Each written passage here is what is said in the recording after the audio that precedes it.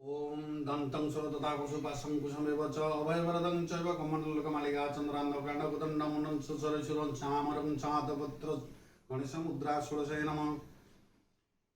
जदि जीवन में किसी पाप कर जाणिकी अजाणत पाप क्षम क्षमस्व जदि जाणिकी किसी पाप करी से पाप को नष्ट करने पाप को धोवाई प्रत्येक गोरुर चारिखुरा आणिक धूड़ी मुंडे मारतु बा चारिखुरा छुईक चारि खुरा को छुईक मुंडे मारे सप्त गंगा रे धोई हवा सहित सामान।